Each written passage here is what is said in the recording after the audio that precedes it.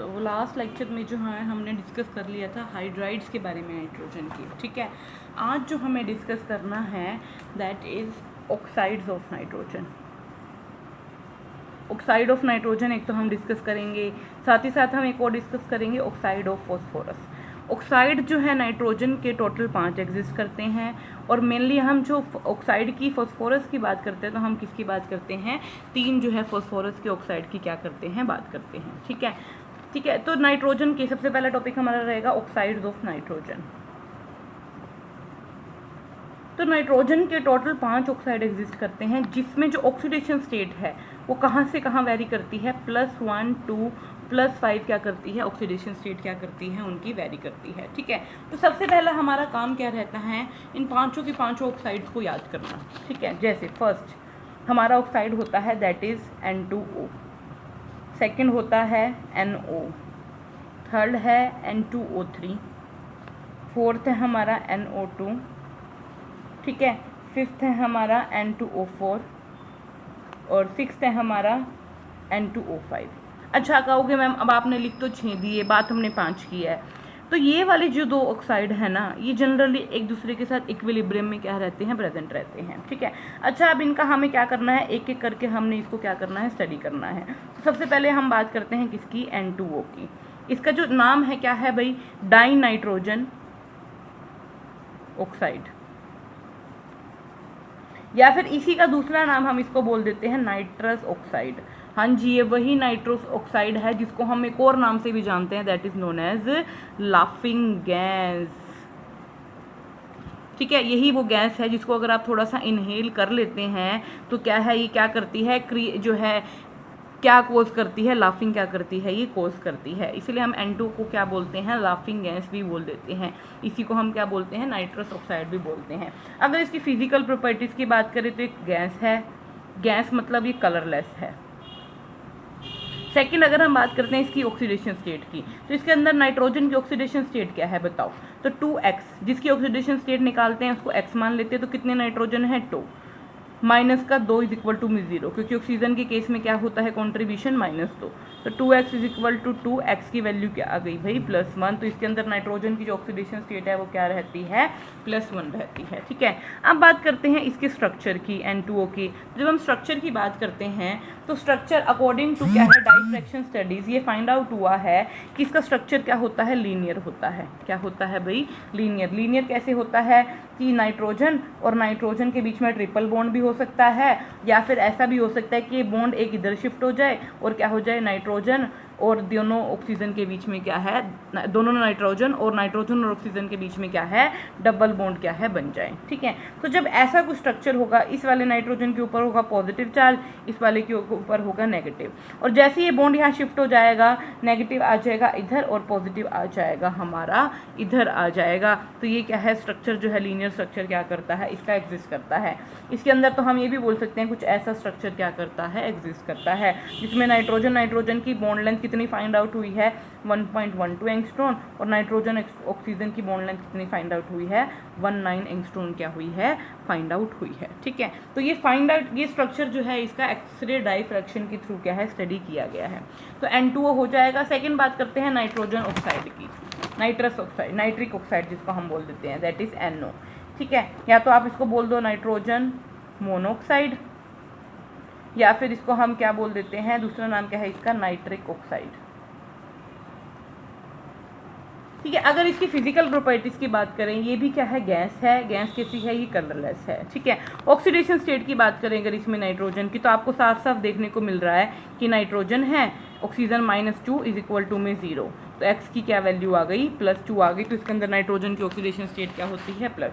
अच्छा अब इसका स्ट्रक्चर थोड़ा सा क्या है, इंपॉर्टेंट है, क्यों, क्योंकि अगर हम यहाँ पर टोटल नंबर ऑफ इलेक्ट्रॉन की बात करें तो कितने हैं, देखो नाइट्रोजन के पास टोटल कितने इलेक्ट्रॉन है, वैलेंस 5, ऑक्सीजन के पास वैलेंस में कितने इलेक्ट्रॉन होते हैं, 6 और 5 कितने होंगे, 11। इसका मतलब ये कैसी स्पीसीज़ है, ओड इलेक्ट्रॉन स्पीसीज़ है। क्यों, क्योंकि देखो 10 इलेक्ट्रॉन तो अपने बॉन्ड बना लेंगे, कोई दिक्कत नहीं है, लेकिन ये जो एक ओड इलेक्ट्रॉन रह गया ये क्या रहेगा, अनपेयर्ड रहेगा ना, इसलिए इस स्पीसीज़ को हम क्या बोलते हैं, ओड इलेक्ट्रॉन स्पीसीज़ बोलते हैं। क्या बोलते हैं, ओड इलेक्ट्रॉन स्पीसीज़, ठीक है। ये स्पीसीज़ क्या रहती है, जनरली पैरामैग्नेटिक होती है, कि कब, जब हम किसकी बात करते हैं, गैसियस स्टेट की।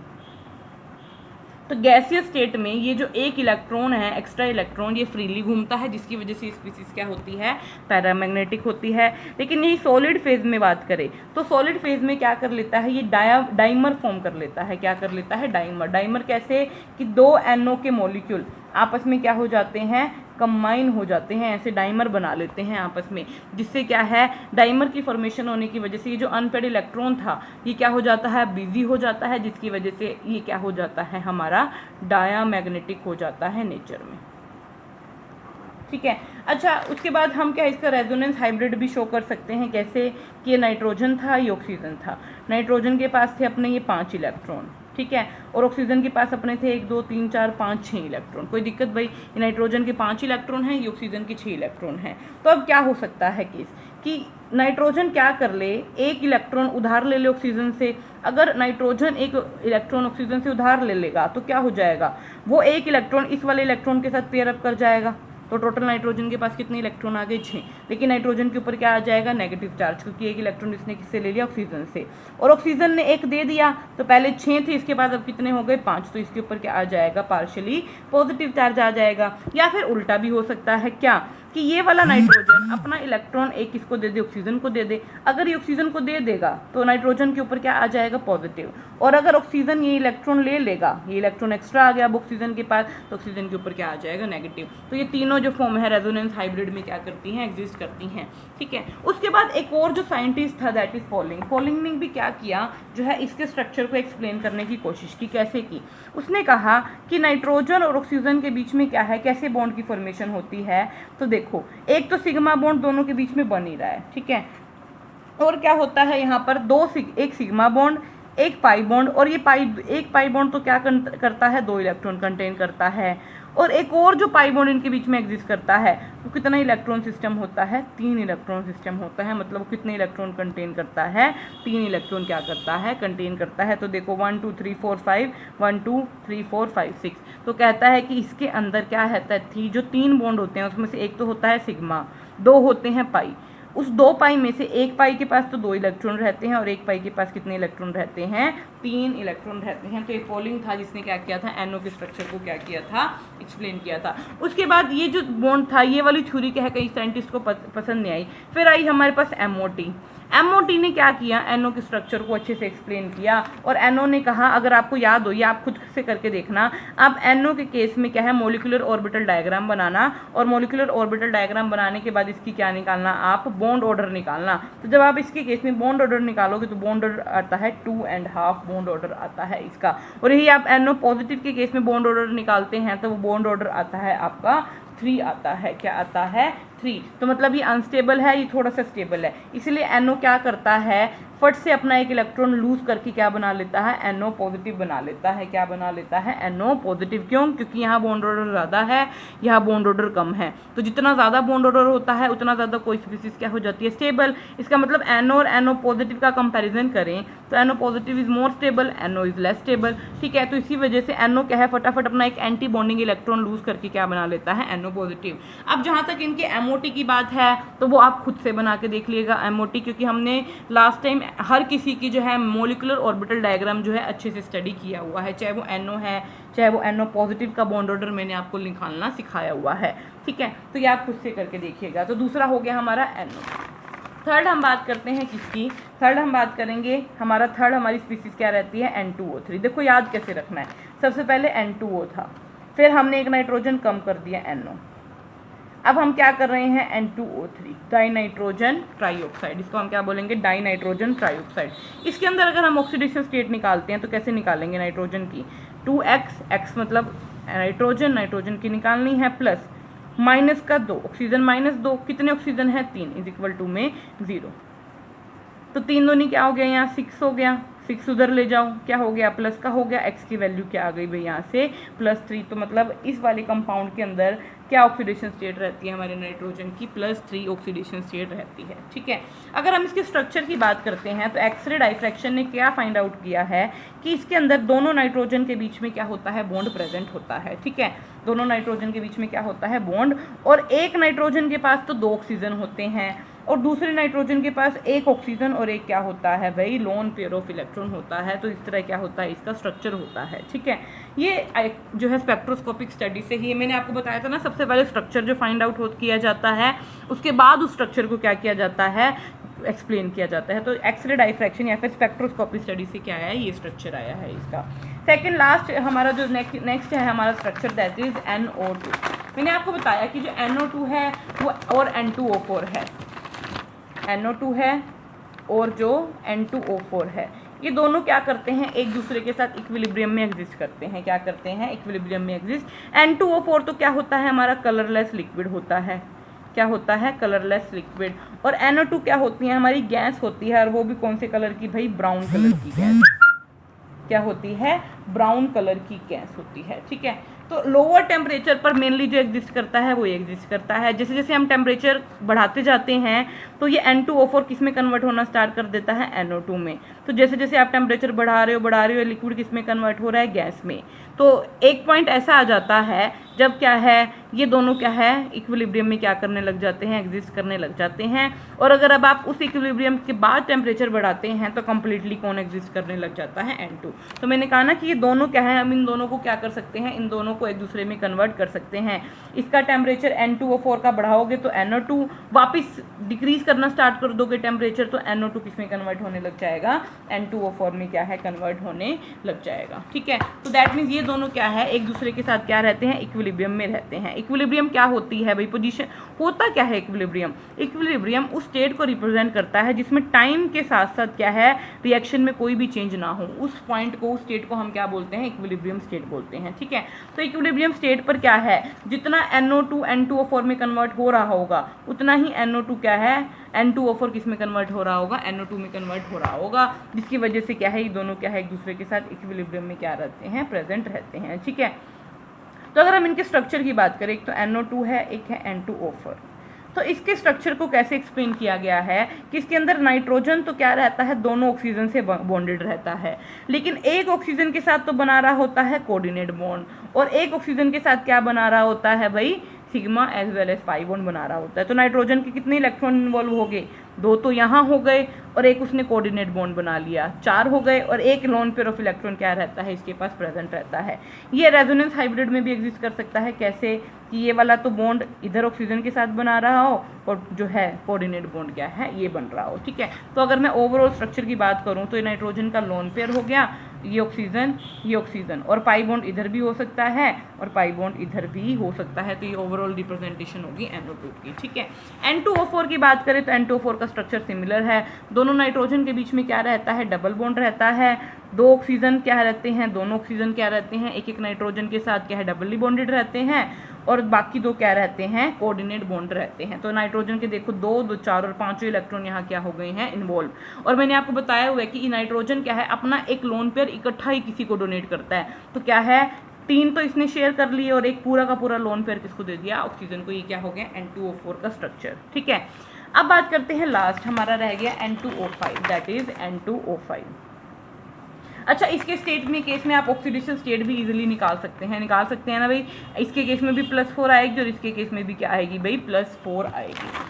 अब बात करते हैं N2O5 की। इसके अंदर अगर हम ऑक्सीडेशन स्टेट निकाले तो 2x प्लस माइनस का 2 इंटू में 5 इज इक्वल टू में 0। तो 2x क्या आ गया भाई 10, x की वैल्यू क्या आ गई +5।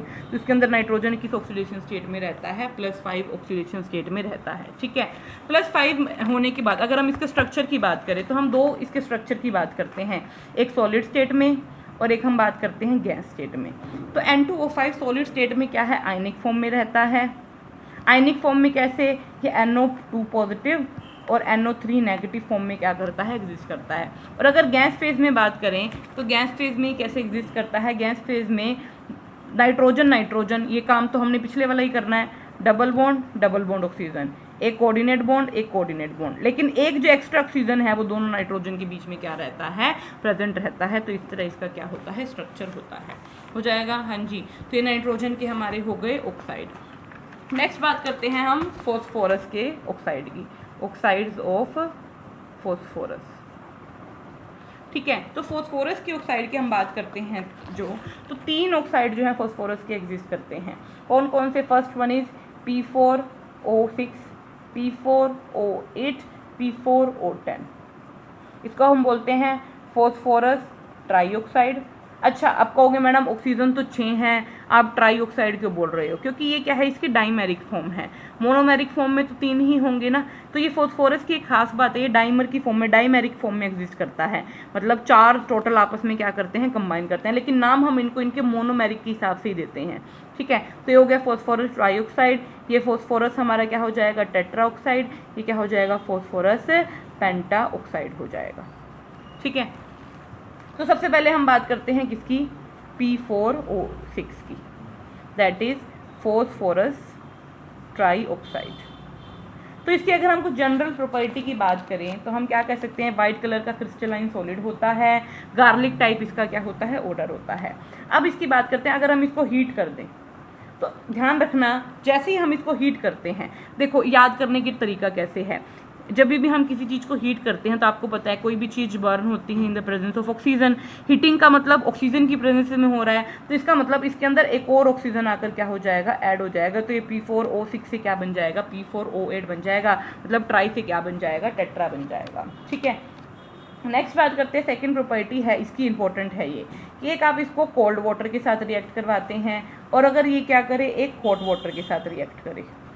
जब ये कोल्ड वाटर के साथ रिएक्ट करता है तो बनाता है H3PO3, that is phosphorous acid, और यही अगर हॉट वाटर के साथ ये रिएक्ट करता है तो बनाता है H3PO4, that is phosphoric acid. Important reaction है इसकी, ठीक है, हो जाएगा। और नेक्स्ट रिएक्शन है ऑक्सीजन की प्रेजेंस में, अगर ऑक्सीजन की प्रेजेंस में होगा तो क्या बना लेगा, ये P4O10 बना लेगा, क्या बना लेगा, P4O10। हीट किया तो P4O बनाया, O8 बनाया, आप क्या करोगे, ऑक्सीजन की प्रेजेंस में करोगे, P4O10 बनाएगा, ठीक है। अब बात करते हैं इसकी स्ट्रक्चर की। जब हम स्ट्रक्चर की बात करते हैं इसकी, तो स्ट्रक्चर के अंदर आपको पता है हर एक फॉस्फोरस की जो वैलेंसी होती है वो क्या होती है, 5 होती है।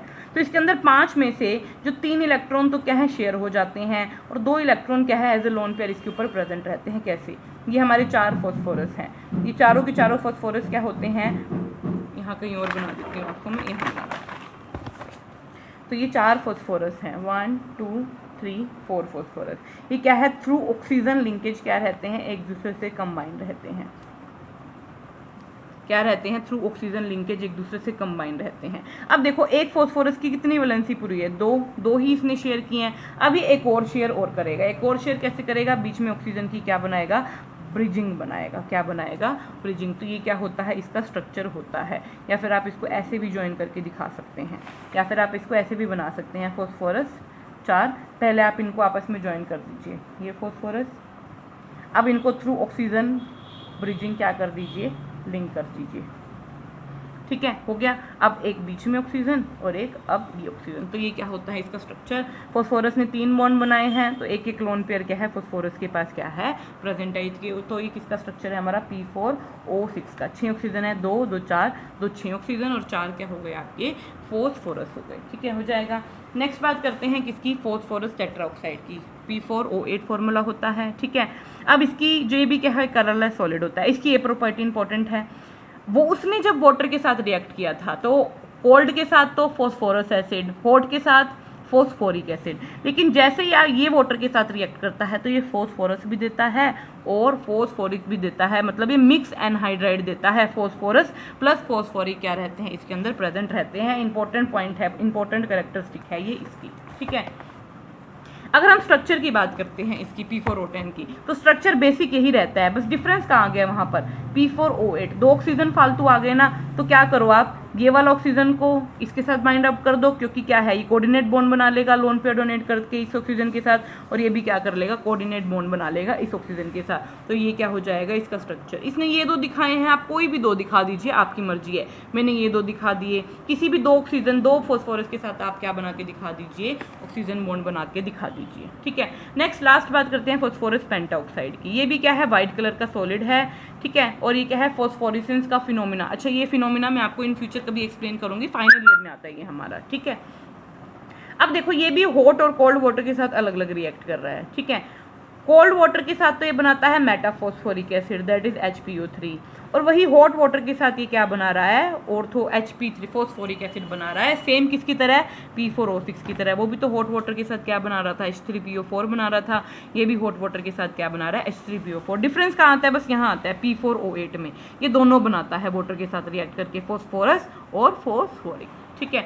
अच्छा, इसकी सबसे इंपॉर्टेंट प्रॉपर्टी है ये किसकी तरह काम करता है, डिहाइड्रेटिंग एजेंट की तरह। मतलब ये हर एक स्पीसीज से वाटर को क्या करने का काम करता है, रिमूव करने का काम करता है। इसका मतलब मान लो आप H2SO4 लेकर चल रहे हैं, आपने इसके अंदर डाल दिया P4O10, ये है डिहाइड्रेटिंग एजेंट। वो क्या करेगा, इसमें से वाटर को रिमूव कर देगा। वाटर मतलब -H2 और ऑक्सीजन, हाइड्रोजन निकल गया, बचा क्या, सल्फर ओनली, और एक ऑक्सीजन निकल गया, बचा क्या, SO3। तो इसने क्या कर दिया, इससे वाटर को रिमूव कर दिया और क्या बन गया, SO3। सिमिलरली यहाँ पर भी क्या बन जाएगा, N2O5 बन जाएगा, क्योंकि यहाँ दो मॉलिक्यूल लेकर चल रहे हैं, इसलिए क्या बन गया, N2O5।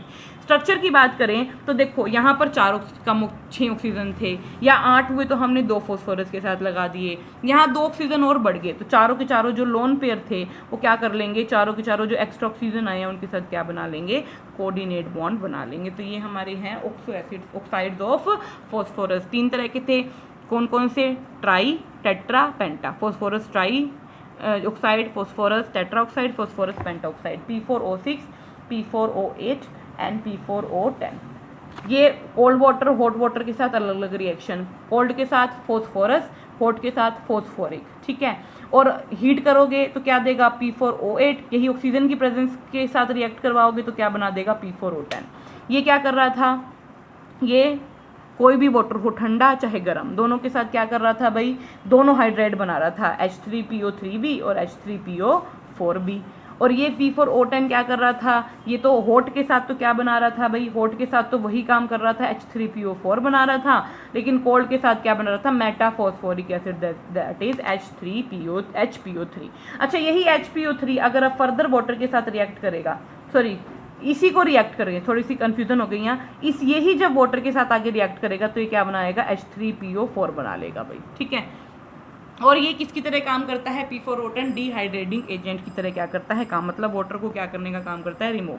तो मैंने क्या बोला, P4O10 में सबसे पहले क्या होगा, जो हमारा P4O10 है वो क्या करेगा, वाटर के साथ रिएक्ट करेगा। वाटर कौन सा, कोल्ड, क्या बनाएगा, HPO3 बनाएगा। और यही HPO3 फर्दर जब हॉट वाटर के साथ रिएक्ट करेगा तो क्या बना लेगा, ये हॉट वाटर है भाई हमारा, तो क्या बना लेगा, फॉस्फोरिक एसिड, H3PO4 बना लेगा। ठीक है, हो जाएगा। तो यहाँ ये लेक्चर हमारा क्या होता है, खत्म होता है। Thank you.